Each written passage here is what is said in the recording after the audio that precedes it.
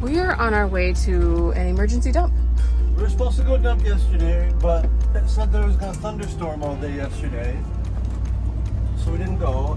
And it didn't rain at all on us yesterday.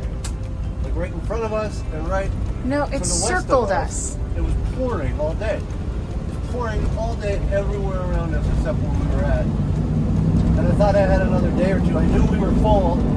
Today, like just overnight, we woke up to pretty stinky tanks. And I don't know if I have a leak in the basement from the black water tank, which is going to be not what I wanted to deal with today. I was going to put the underscar back together. Already dealing with frustrations with that. Alright, this guy just passed us. Maybe that guy was getting like stinky stink bombs from us. Yeah. Like driving behind a garbage truck. Back outside because I had to emergency run and go take this RV. I had to quick hurry up and break this RV down, and we had to take it to go dump because we were over full on our black tank. It's only urine that we keep in there. There's a black tank, goes all the way back. I pulled everything out of this side bay because I thought that's how I was going to get access to the back of it back here. You can see that's the bottom of the heater going back there, and then there's a wall. You can see right there. Every car driving up the street right now just took their exhaust off for me. Having a frustrating day, as you can imagine, when you overfill your black tank. Anyway, I couldn't get into that bay. I have a smell that is not pleasant. As you can imagine, I didn't realize, and I've had this RV for 2 years now, and I've never had this panel off. Until today, I didn't even realize that I could pull this panel off. This is the back, this is my gray water tank, and that is my number 2 tank, my wastewater tank. I have a bunch of vinegar sprayed down here, and I just say I put a heater down here so that I can try and dry some of this out, so I can come back and spray some more stuff and wipe it out a little bit later. I also found a 12-volt battery charger. I thought it was on the other side in the other side of this room. I didn't realize that it was just thrown haphazardly down here, plugged in, and yeah, here's a 12-volt battery charger just hiding down under here. Drying this out, I don't want to smell it anymore. I got work to do on a Subaru while I wait for Audrey to get back. I mentioned this house that we're staying at right here has a water leak inside of it. I'm just getting bombarded today with no brakes. I just got home.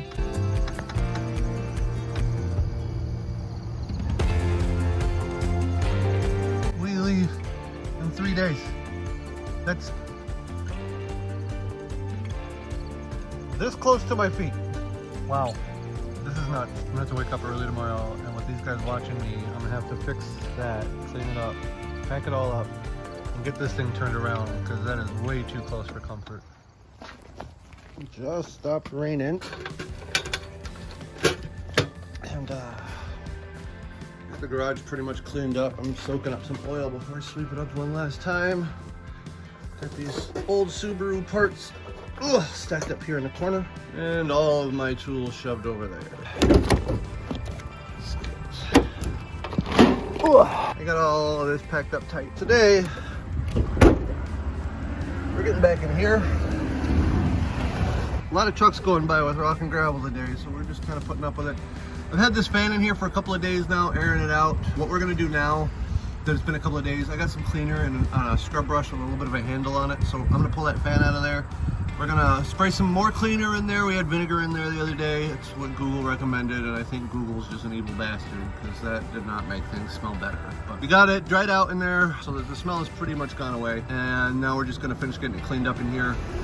I'm gonna put the heater back in there. We'll turn the heater on. I'm gonna get the other side sealed up finally. And we're finally gonna get some moisture out of my RV because I have just been letting in all kinds of moisture trying to dry this out.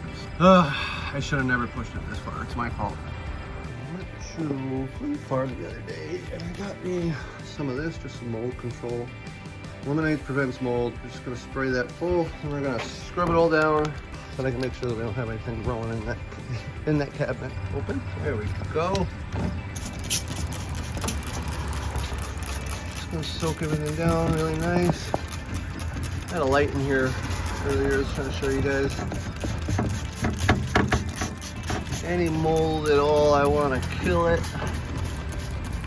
So I am over soaking this. And the nice thing is that this is separated from the rest of the basement. Nothing I'm doing in here can soak through anywhere else. I do this literally until my hand gets sore. I want a lot of shit in here to kill anything that might have gotten in when these tanks started leaking. So All right, let's go get a scrub brush.